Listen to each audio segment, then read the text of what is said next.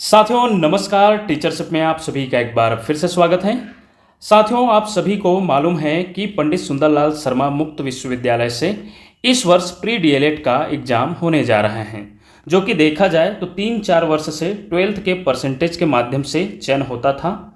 अतः जितने भी नए परीक्षार्थी शामिल होने जा रहे हैं उसके लिए यह वीडियो बहुत ही उपयोगी होने वाला है, क्योंकि इससे एग्ज़ाम पैटर्न पता चलेगा, एग्ज़ाम कैसा आता है, पेपर कैसे होता है। तो चलिए साथियों स्टार्ट करते हैं।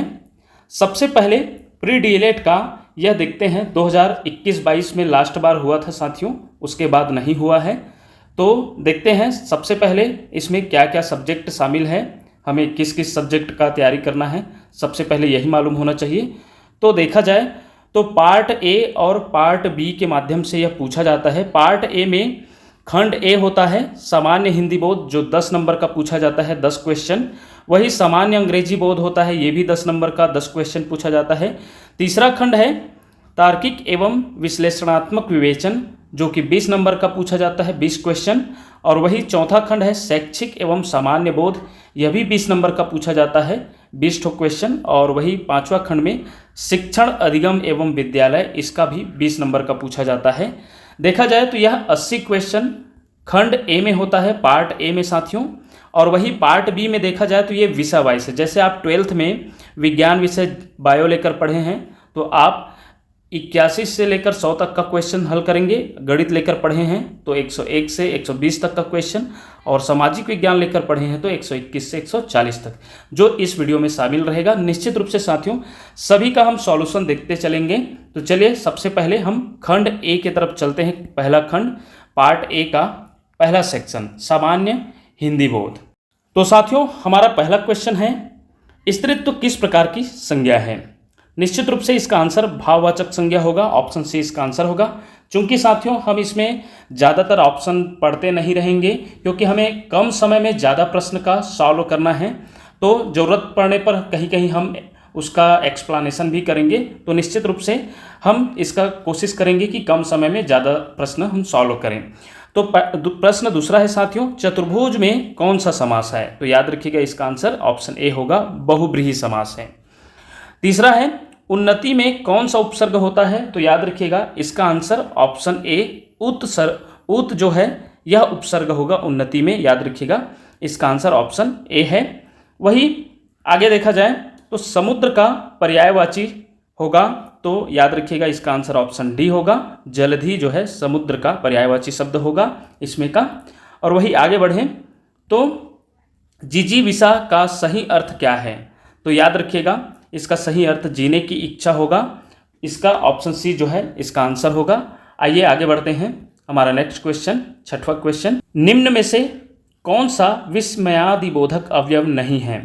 साथियों इसका आंसर जो है देखा जाए तो और होगा, क्योंकि सभी जो है अरे, वाह, उफ, यह सभी जो है विस्मयादिबोधक अवयव है। इसके बाद विस्मयादिबोधक चिन्ह लगता है इस प्रकार का, तो नहीं है पूछा जा रहा है, इसलिए इसका आंसर ऑप्शन ए होगा। आइए प्रश्न सातवां देखते हैं, बेल से फूल गिरे में से कौन सा कारक है। तो निश्चित रूप से साथियों इसका जो आंसर होगा अपादान होगा, क्योंकि अपादान जो है अलग होने की पहचान को दर्शाता है, इसलिए इसका आंसर जो है ऑप्शन बी होगा। वही आठवां देखा जाए, पावक का संधि विच्छेद होगा। तो याद रखिएगा इसका जो आंसर होगा साथियों पहला ऑप्शन ए होगा, पौधन अकह जो है इसका आंसर होगा ऑप्शन ए।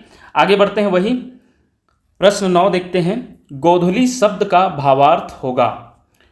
साथियों याद रखिएगा इसका सीधा आंसर देखते हैं। तो जब सूर्य ठीक क्षितिज के ऊपर हो वह समय गोधूली शब्द का भावार्थ है, याद रखिएगा इसका आंसर ऑप्शन डी होगा। आगे बढ़ते हैं 10वां क्वेश्चन, निम्नलिखित में से तत्सम शब्द है। साथियों याद रखिएगा इसमें जो है तत्सम शब्द आदेश है, इसका आंसर ऑप्शन सी है, याद रखिएगा। चलिए आगे बढ़ते हैं, ये पार्ट हुआ खंड सेक्शन 2 में पहुंचते हैं। तो इसमें जो है सामान्य अंग्रेजी बोध देखेंगे। पहला जो क्वेश्चन है इसका, Khalistan hotel in which there was a party was very costly. साथियों इसमें पूछा जा रहा है आर्टिकल, तो आर्टिकल याद रखिएगा इसका जो आंसर होगा द होगा, इसमें जो है द आएगा, याद रखिएगा। वही नेक्स्ट देखा जाए 12वां, Madhura blank recently completed her post graduation. इसमें जो है हेल्पिंग वर्ब कौन सा लगेगा, तो याद रखिएगा इसमें हैज लगेगा। इसका आंसर ऑप्शन ए होगा। 13वां क्वेश्चन देखते हैं। Gulab jamun is a favourite blank in our country, choose the correct word from the given answer. याद रखिएगा साथियों, गुलाब जामुन जो है हमारे देश की फेवरेट जो है पूछा जा रहा है। क्या है पूछा जा रहा है, तो मिठाई है। तो मिठाई को इंग्लिश में डेजर्ट बोलते हैं। ऑप्शन बी इसका आंसर होगा। याद रखिएगा इसका आंसर जो है ऑप्शन बी होगा, जिसका मतलब होता है मिठाई। आगे बढ़ते हैं next question. She is the blank girl in our class. तो याद रखिएगा द लग गया है, मतलब यह सुपरलेटिव डिग्री को बताता है। डिग्री का ये प्रकार का तीसरा प्रकार है, जिसमें जो है मोस्ट इंटेलिजेंट आएगा साथियों। द के बाद मोस्ट इंटेलिजेंट लगता है। इसका आंसर ऑप्शन सी होगा। वही 15वां क्वेश्चन देखें तो this is a very beautiful picture in this sentence. Very is, याद रखिएगा यह एन एडवर्ब आएगा। इसका आंसर ऑप्शन ए होगा। आगे बढ़ते हैं। Kunal is absent blank he is ill. साथियों इसमें पूछा जा रहा है कि कुणाल जो है अनुपस्थित है, और तो क्योंकि यह वह बीमार है। तो क्योंकि का भावार्थ क्या होता है इंग्लिश में, बिकॉज होता है। इसका आंसर ऑप्शन डी होगा। चलिए नेक्स्ट देखते हैं। There are 200 pages blank this book, insert preposition. साथियों याद रखिएगा इस बुक में 200 पेज है, तो बुक के अंदर की बात हो रही है, इसलिए इसका जो आंसर होगा ऑप्शन डी इन आएगा। वही 18वां question. I have been working in this company for 5 years. इसलिए इसका जो आंसर देखा जाए साथियों, इसमें ऑप्शन बी आएगा। याद रखिएगा जैसे सन के पहले सिंस लगता है, वैसे ही ये इस प्रकार का 5 ईयर फॉर 2 आवर्स, तो 2 घंटे के लिए, या इस प्रकार का जो रहेगा उसके लिए फॉर लगता है। और सन के पहले होता है, जैसे कि कोई सन दिया रहेगा तो सिंस 1921, इस प्रकार का सिंस उसके पहले लगता है। तो याद रखिएगा इसमें जो करेक्ट प्रीपोजिशन होगा वो फॉर होगा। आगे बढ़ते हैं। 19वां question. Ram blank going to London tomorrow. इसमें आएगा साथियों ऑप्शन ए आएगा, विल बी आएगा। Ram will be going to London tomorrow. अब यहाँ पर देखेंगे अगला क्वेश्चन में, change the following sentence into passive voice. He was opening the door. याद रखिएगा इसका जो करेक्ट पैसिव वॉइस होगा साथियों, याद रखिएगा ऑप्शन सी जो होगा, the door was being opened by him. चलिए साथियों अब हम नेक्स्ट देखते हैं। पार्ट सेक्शन 3 में पहुंचते हैं, पार्ट ए का, जिसमें तार्किक एवं विश्लेषणात्मक विवेचन रहता है।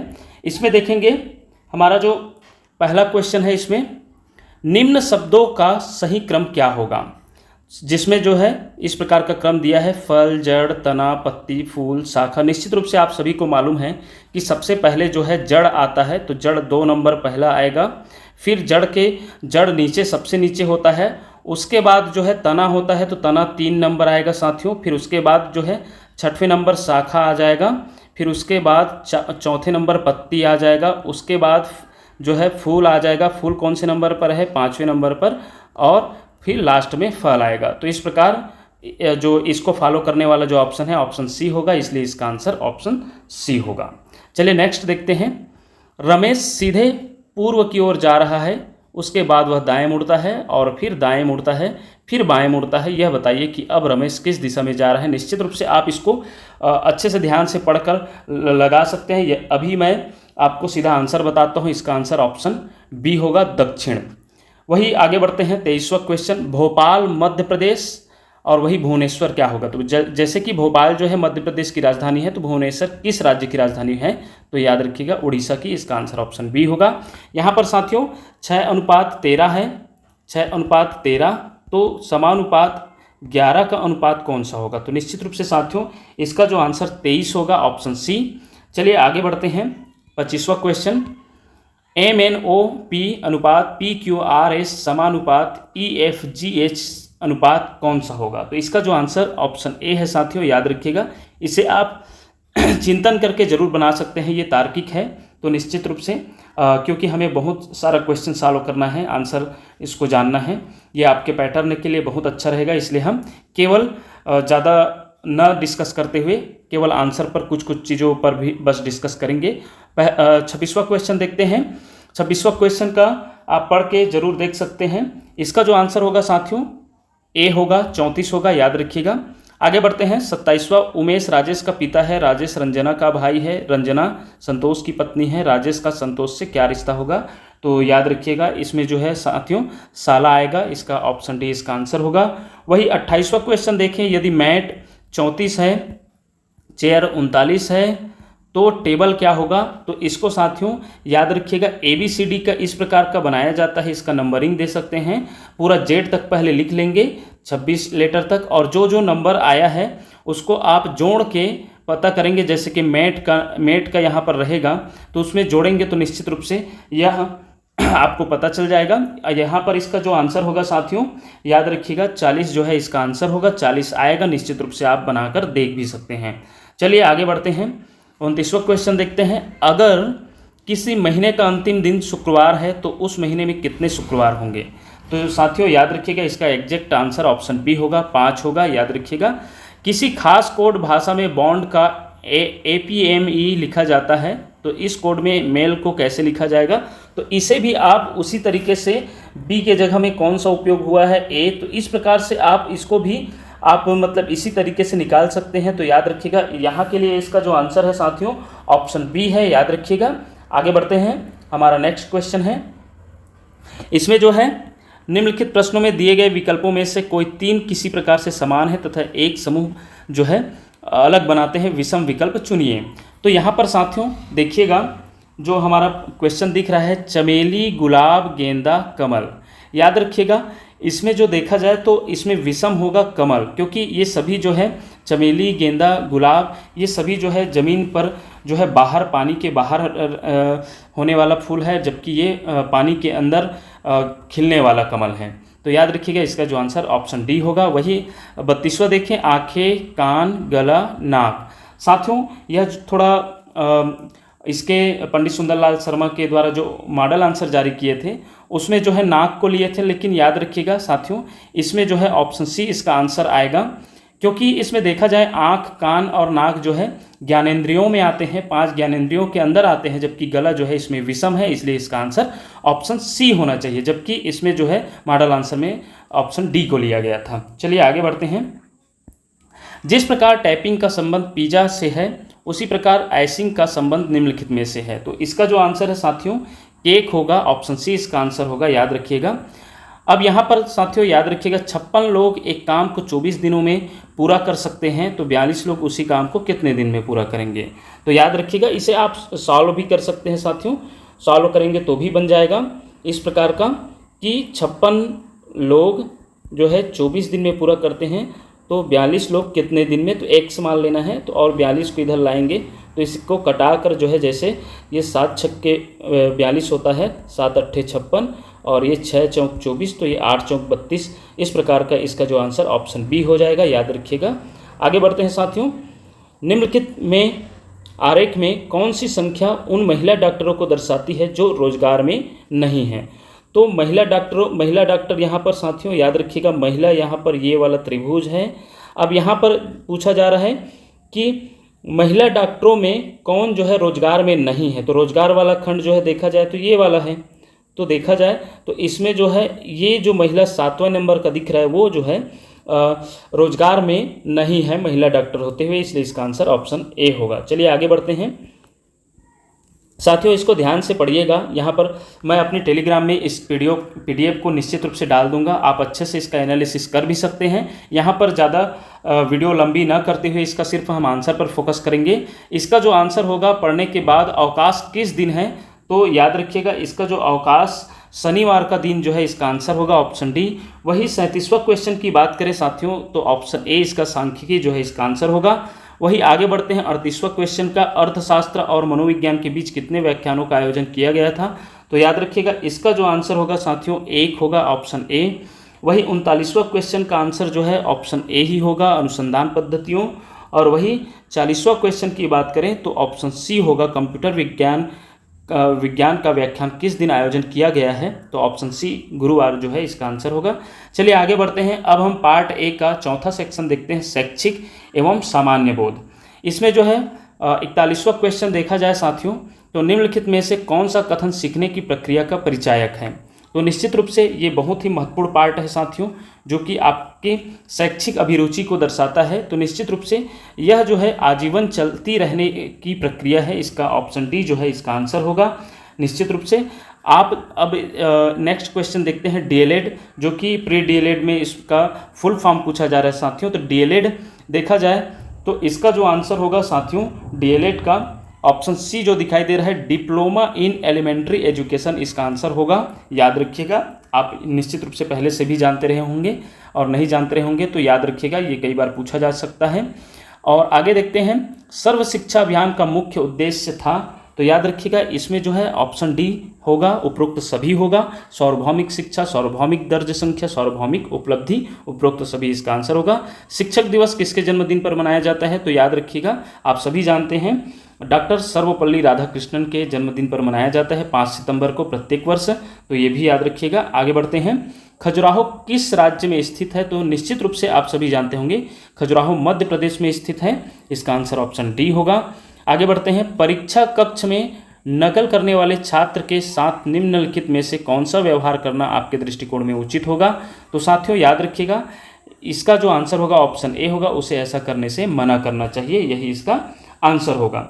चलिए आगे बढ़ते हैं, 47वां क्वेश्चन, शांति निकेतन की स्थापना किसने की, तो निश्चित रूप से आप सभी जानते होंगे रविंद्रनाथ टैगोर जी के द्वारा शांति निकेतन की स्थापना किया गया था। कई बार पूछा गया है साथियों, इसलिए इसे याद रखिएगा।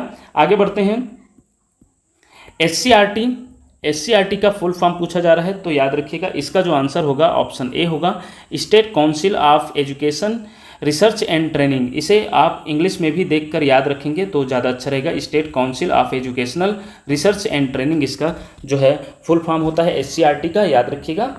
वही हम 49वां क्वेश्चन देखें तो स्कूल शिक्षा में सतत एवं व्यापक मूल्यांकन किस संस्थान द्वारा लाया गया, तो याद रखिएगा यह जो क्वेश्चन जो है साथियों यह सीबीएसई के द्वारा लाया गया, याद रखिएगा। चलिए आगे बढ़ते हैं साथियों, 50वां क्वेश्चन, आप निम्नलिखित में से किस कारण से शिक्षक बनना चाहते हैं, ऑप्शन ए है आपको नौकरी मिले, ऑप्शन बी है आप सीखने सिखाने में बहुत रुचि रखते हैं, ऑप्शन सी है आपके अभिभावकों की चाह है, और ऑप्शन डी है आपके सभी मित्र शिक्षक बन गए हैं। साथियों इसका जो आंसर होगा ऑप्शन बी होगा, आप सीखने सिखाने में बहुत रुचि रखते हैं, यही इसका आंसर होगा, याद रखिएगा। आगे बढ़ते हैं, 51 नंबर का क्वेश्चन, एक सफल शिक्षक में कौन से गुण होने चाहिए, सहनशीलता, अनुशासन प्रियता, विवेकपूर्ण, उपरोक्त सभी, निश्चित रूप से इसका आंसर ऑप्शन डी होगा। आगे बढ़ते हैं, शिक्षा के अधिकार अधिनियम के अनुसार प्राथमिक स्तर तक कक्षा में शिक्षक विद्यार्थी का अनुपात होना चाहिए, साथियों याद रखिएगा इसका आंसर ऑप्शन ए है, 1:40, अर्थात 40 बच्चों में एक शिक्षक। आगे बढ़ते हैं, एक आदर्श छात्र में निम्नलिखित में से कौन से गुण होने चाहिए, तो निश्चित रूप से साथियों इसका जो आंसर होगा उपरोक्त सभी। आगे बढ़ते हैं, हमारा नेक्स्ट क्वेश्चन है, स्वतंत्र भारत के अंतिम गवर्नर जनरल कौन थे, निश्चित रूप से ये बहुत ही इंपॉर्टेंट हो सकता है और भी पूछा जा सकता है क्योंकि सुंदरलाल शर्मा में रिपीट बहुत होता है। इसका ए जो है आंसर होगा साथियों चक्रवर्ती राजगोपालाचारी। आगे बढ़ते हैं, हमारा नेक्स्ट क्वेश्चन है, परमाणु शक्ति का महत्वपूर्ण घटक है, इसमें जो है साथियों यूरेनियम इसका आंसर होगा, याद रखिएगा, ऑप्शन सी इसका आंसर होगा। नेक्स्ट क्वेश्चन है, भारत के संविधान में किस सूची में शिक्षा सम्मिलित है, साथियों याद रखिएगा इसका जो आंसर होगा ऑप्शन सी होगा, समवर्ती सूची में शिक्षा सम्मिलित है, याद रखिएगा।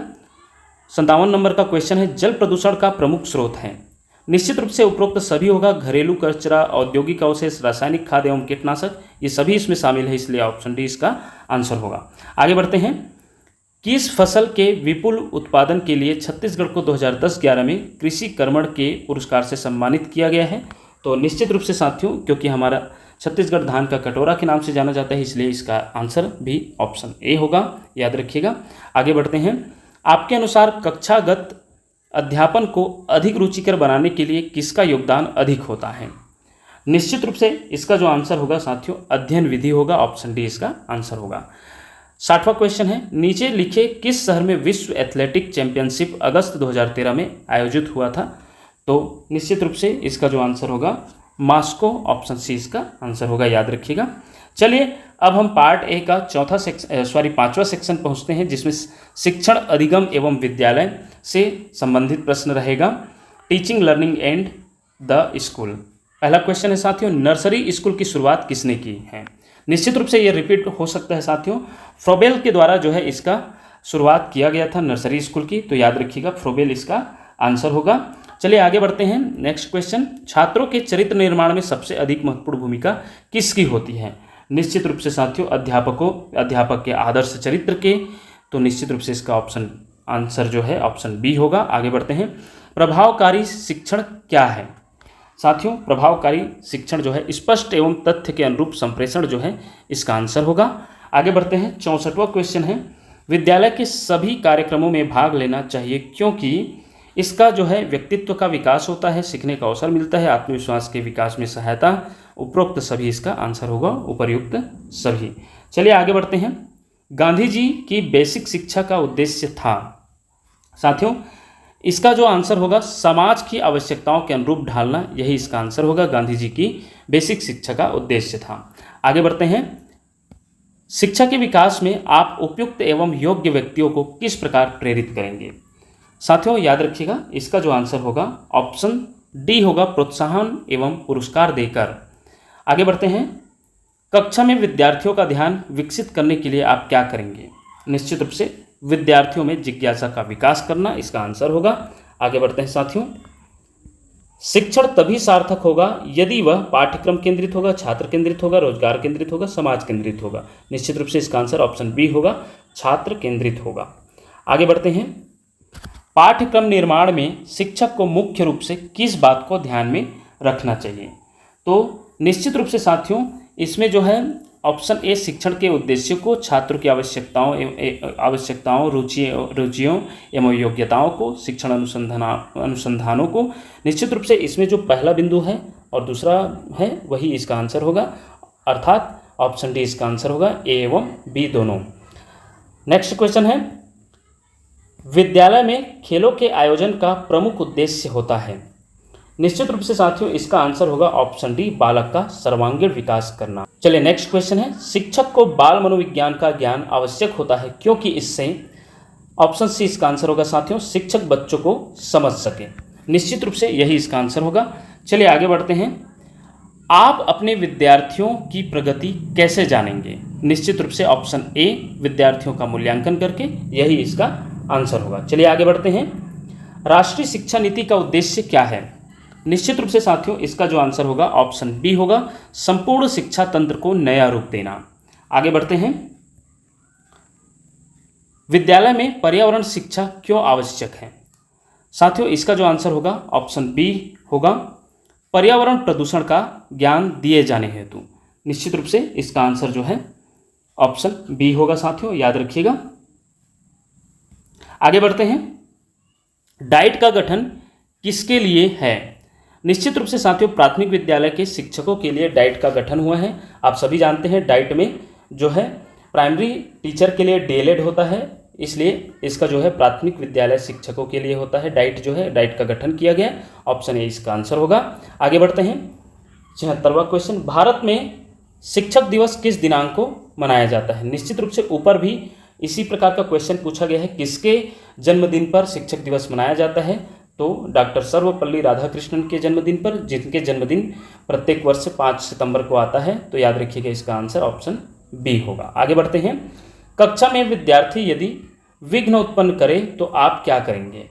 निश्चित रूप से साथियों इसका जो आंसर होगा ऑप्शन सी होगा, आप उसके इस व्यवहार का कारण पता करेंगे। ये कई बार पूछा जा चुका है साथियों, ये बहुत ही महत्वपूर्ण है, याद रखिएगा, इंपॉर्टेंट है।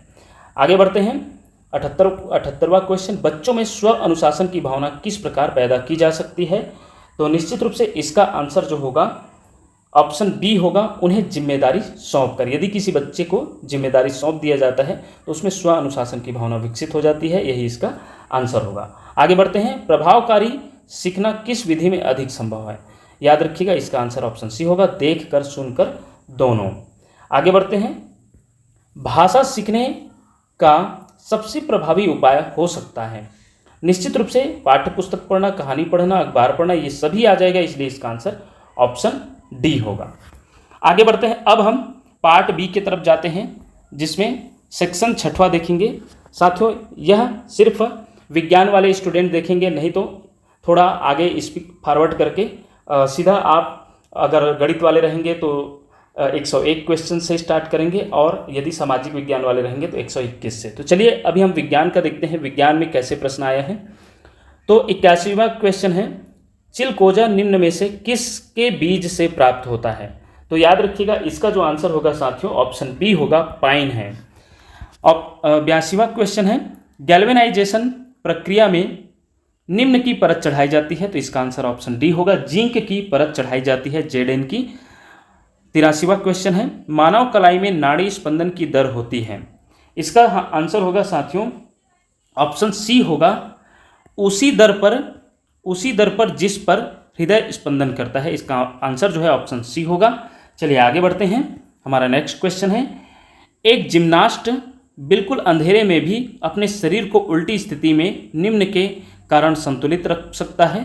तो ऑप्शन ए है टेक्टोरियल मेम्ब्रेन, ऑप्शन बी है काकलिया, ऑप्शन सी है organ of Corti, option D है वेस्टिबुलर अपैरेट्स। तो याद रखिएगा इसका जो आंसर होगा ऑप्शन डी होगा, वेस्टिबुलर अपैरेट्स इसका आंसर है साथियों। आगे बढ़ते हैं, 85 क्वेश्चन देखते हैं। साबुन में आमतौर पर बाइथायोनल को मिलाया जाता है ताकि वह काम कर सके। तो याद रखिएगा इसका आंसर ऑप्शन बी होगा, एंटीसेप्टिक के रूप में काम कर सके, इसलिए बाइथायोनॉल मिलाया जाता है, याद रखिएगा। आगे बढ़ते हैं, घड़ी की स्प्रिंग में किस प्रकार की ऊर्जा होती है? निश्चित रूप से साथियों घड़ी की स्प्रिंग में स्थितिज ऊर्जा होती है, पोटेंशियल एनर्जी होता है, याद रखिएगा इसका आंसर ऑप्शन बी होगा। आगे बढ़ते हैं, कौन सा वायु प्रदूषक दिल्ली में मोटरों से नहीं निकलता है? यह दिल्ली बस की बात नहीं है साथियों, कहीं भी शहर में हो सकता है, लेकिन दिल्ली की बात हुई है। तो देखते हैं, सल्फर डाइऑक्साइड तो मोटरों से निकलती है, और देखा जाए तो इसमें हाइड्रोकार्बन गैस भी निकलती है, कार्बन मोनोऑक्साइड भी निकलती है, नहीं निकलती तो फ्लाई एश। तो इसमें जो है ऑप्शन बी इसका आंसर होगा। आगे बढ़ते हैं, प्रदूषित वायु में साधारणतया पाई जाने वाली धातु है? निश्चित रूप से इसका आंसर ऑप्शन बी है, सीसा है, याद रखिएगा इसका आंसर ऑप्शन बी है। आगे बढ़ते हैं, 89 क्वेश्चन, निम्नलिखित में से किस एक का योग पानी के pH मान को कम करेगा? साथियों याद रखिएगा इसका आंसर जो है ऑप्शन डी है, हाइड्रोक्लोरिक एसिड। 90वां क्वेश्चन है, अगर कोई ध्वनि हवा से पानी में गमन करती है तो अपरिवर्तित रहेगा, वह है? ऑप्शन ए है आवृत्ति, ऑप्शन बी है तरंग दैर्ध्य, ऑप्शन सी है आयाम, ऑप्शन डी है वेग। तो याद रखिएगा इसका जो आंसर होगा ऑप्शन ए है, आवृत्ति जो है अपरिवर्तित रहेगा। 91 का क्वेश्चन है, ट्रांसफार्मर निम्न के उपयोग पर काम करता है? दिष्ट धारा, वैकल्पिक धारा, ए और बी दोनों? तो निश्चित रूप से साथियों इसका जो आंसर होगा ए और बी दोनों, ऑप्शन सी इसका आंसर होगा। चलिए आगे बढ़ते हैं, नाखून पालिश अपसारक में विद्यमान होता है? तो इसका जो आंसर है एसीटोन है, याद रखिएगा नाखून पालिश अपसारक के रूप में विद्यमान होता है वह एसीटोन है, याद रखिएगा। आगे बढ़ते हैं, श्वसन जड़ें पाई जाती है? तो इसका जो आंसर होगा साथियों हेलोफाइट्स में पाई जाती है, याद रखिएगा श्वसन जड़ें। आगे बढ़ते हैं, बांस को वर्गीकृत किया गया है? वृक्ष के रूप में, झाड़ी के रूप में, घास के रूप में, खरपतवार के रूप में? याद रखिएगा बांस को वर्गीकृत किया गया है घास के रूप में, ऑप्शन सी इसका आंसर होगा। किया गया कार्य निम्नलिखित में से किस स्थिति में शून्य नहीं होगा? ऑप्शन ए है जब विस्थापन शून्य हो, जब बल एवं विस्थापन वेक्टर के मध्य का कोण शून्य हो, जब बल एवं विस्थापन वेक्टर के मध्य का कोण 90 अंश हो, और ऑप्शन डी है जब बल शून्य हो। साथियों याद रखिएगा इसका आंसर होगा ऑप्शन बी, जब बल एवं विस्थापन वेक्टर के मध्य का कोण शून्य हो। तो निश्चित रूप से साथियों किया गया कार्य भी शून्य होता है। आगे बढ़ते हैं, इसका आंसर ऑप्शन बी होगा। 96 क्वेश्चन देखते हैं, बीटी कॉटन के पादप उत्तकों में प्रोबीटी टॉक्सिन के रूप में उपस्थित बीटी टॉक्सिन निम्न के कारण सक्रिय टॉक्सिन में परिवर्तित हो जाता है? इसका आंसर देखते हैं साथियों, इसका आंसर ऑप्शन सी होगा, कीट के आंत की क्षारीय पीएच के कारण। आगे बढ़ते हैं, 97 क्वेश्चन है, मादा जनन पथ में पहुंचने के पश्चात मानव शुक्राणु अपनी निषेचन क्षमता सुरक्षित रखते हैं? साथियों याद रखिएगा जो सुंदरलाल शर्मा के द्वारा मॉडल आंसर जारी किया गया था विश्वविद्यालय के द्वारा, तो उसमें जो है 90 मिनट ऑप्शन सी को आंसर लिया गया है, जबकि साथियों 1 से 2 दिनों के लिए सुरक्षित रहता है, यही इसका आंसर होता है, याद रखिएगा। और जबकि देखा जाए तो इसमें आंसर सी को लिया गया था। इसका आंसर ऑप्शन डी होना चाहिए। आगे बढ़ते हैं। क्लोरोफिल प्राकृतिक रूप में पाए जाने वाला संयोजी यौगिक है जिसमें उपस्थित केंद्रीय धातु होती है। निश्चित रूप से साथियों इसका जो केंद्रीय धातु होती है वह जो है मैग्नीशियम होती है। याद रखिएगा, ऑप्शन बी इसका आंसर होगा। 99 क्वेश्चन देखते हैं। सोक्ता कागज द्वारा स्याही के अवशोषण में निहित होता है, तो इसका आंसर ऑप्शन बी है, केशिका कर्षण घटना के कारण। वही 100 नंबर का क्वेश्चन है। निम्न में से किस में कंकाल नहीं होता? Starfish, jellyfish, sponge, silverfish. नाम से स्पष्ट है साथियों, जेलीफिश में जो है देखा जाए तो कंकाल नहीं होता। इसका आंसर ऑप्शन बी होगा। आगे बढ़ते हैं। अब हम पार्ट बी का जो है गणित वाला पार्ट देखते हैं साथियों। जो स्टूडेंट 12वीं में गणित लेकर पढ़े थे उसके लिए ये सॉल्व करना पड़ेगा। तो इसमें भी हम सॉल्व नहीं करने वाले साथियों, केवल आंसर पर, क्योंकि समय ज़्यादा लगेगा। और यदि आपको सॉल्यूशन वाला वीडियो चाहिए तो निश्चित रूप से कमेंट करके बताइएगा, जिससे हम इसका जो 20 क्वेश्चन है इसको सॉल्यूशन के माध्यम से भी हम प्रस्तुत कर सकते हैं। चलिए 101 नंबर का क्वेश्चन है। दो ट्रेनों की गति के बीच का अनुपात 7:8 है। यदि दूसरी ट्रेन 4 घंटे में 400 किलोमीटर चलती है तो पहली ट्रेन की गति होगी। 7:8 में है साथियों, इसको लॉजिक से भी जान सकते हैं। जब दूसरी ट्रेन जो है 8 अनुपात ज़्यादा में है तो 1 घंटे में 100 किलोमीटर चलती है, तो निश्चित रूप से ये थोड़े कम है। तो 100 से थोड़े कम की बात करें तो यह थोड़े कम में 87 पहुँचता है। तो यह लॉजिक से इसका आंसर आप पता कर सकते हैं, ऑप्शन डी इसका आंसर होगा।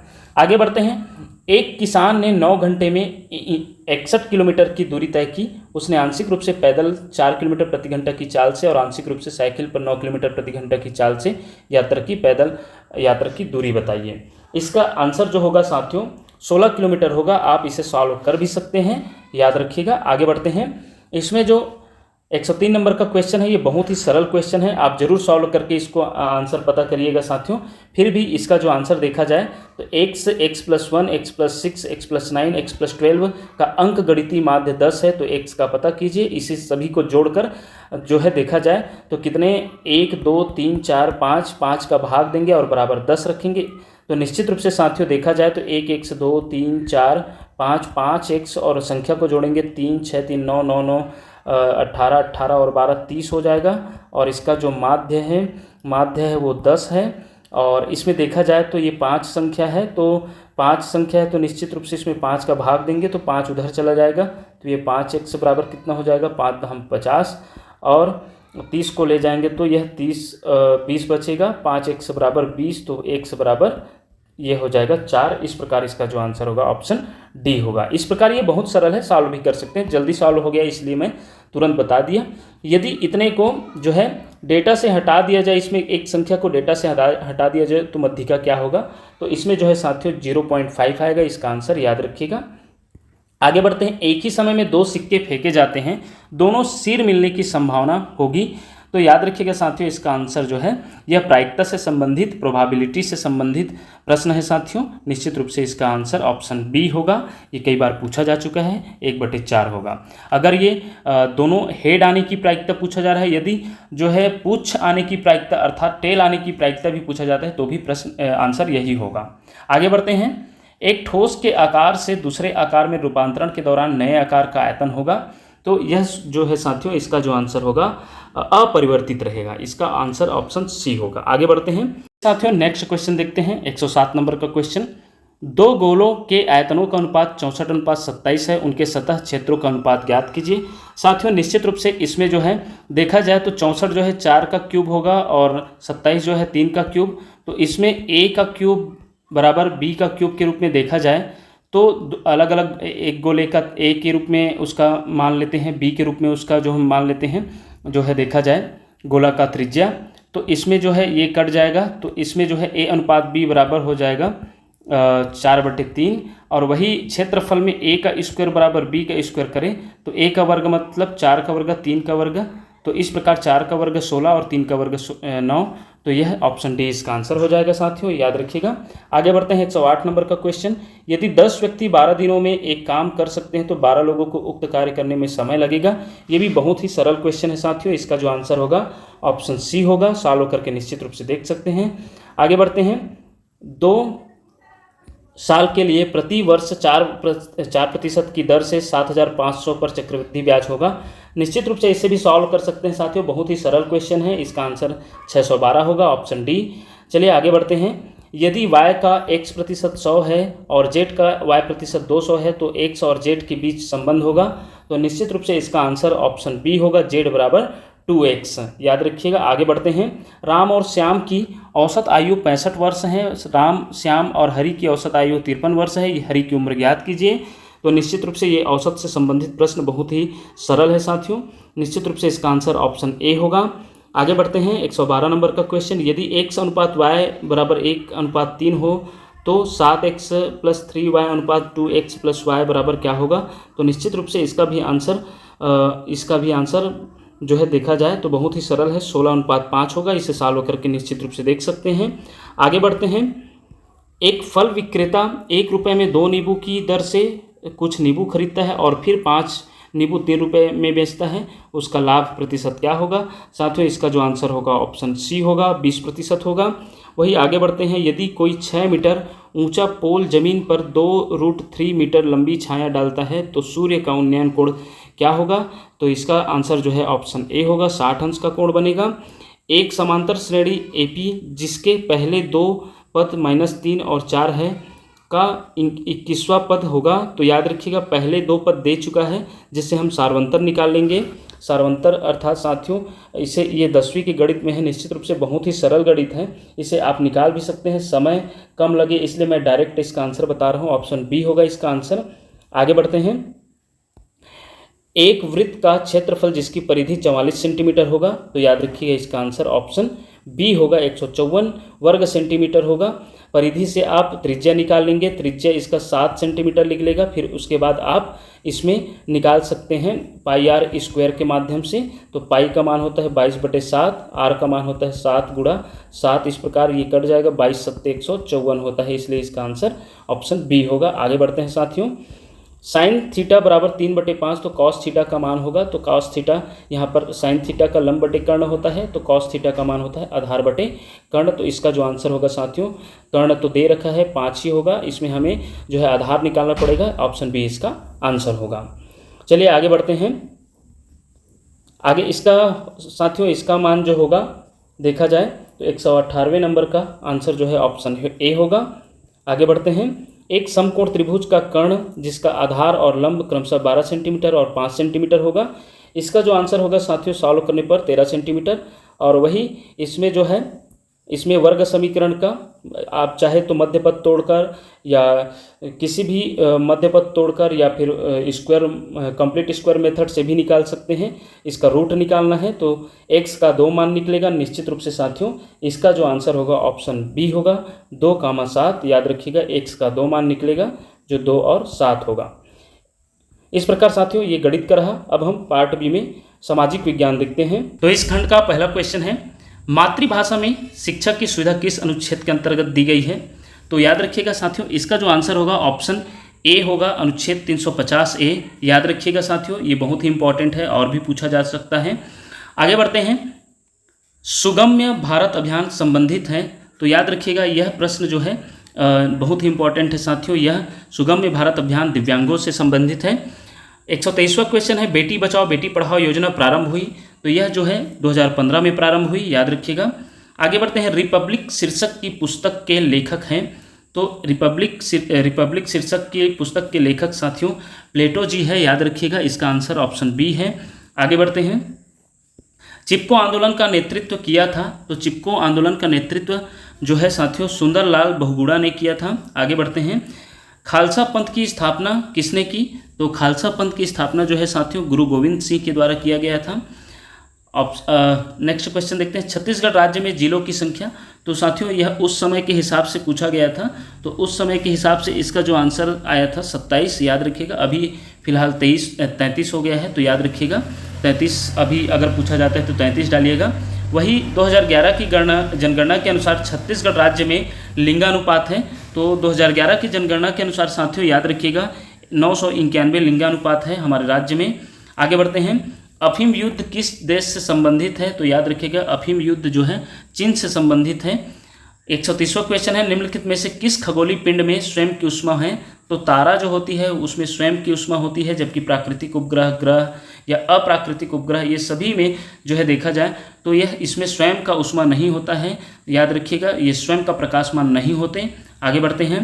131वां क्वेश्चन है, भारत रत्न से नवाजी जाने वाली प्रथम भारतीय नारी है? तो निश्चित रूप से इसका जो आंसर है साथियों, इंदिरा गांधी जी है। ऑप्शन बी इसका आंसर होगा। आगे बढ़ते हैं। निम्नलिखित में से कौन भारतीय रिजर्व बैंक के गवर्नर पद से संबंधित नहीं है? तो निश्चित रूप से साथियों, अरुण जेटली जी जो है भारतीय रिजर्व बैंक से संबंधित नहीं है। उर्जित पटेल भी गवर्नर रहे हैं, रघुराजन भी, मनमोहन सिंह भी, तो अरुण जेटली इससे संबंधित नहीं है। आगे बढ़ते हैं। जनगणना 2011 के अनुसार भारत में ग्रामीण और शहरी जनसंख्या वितरण प्रतिशत है?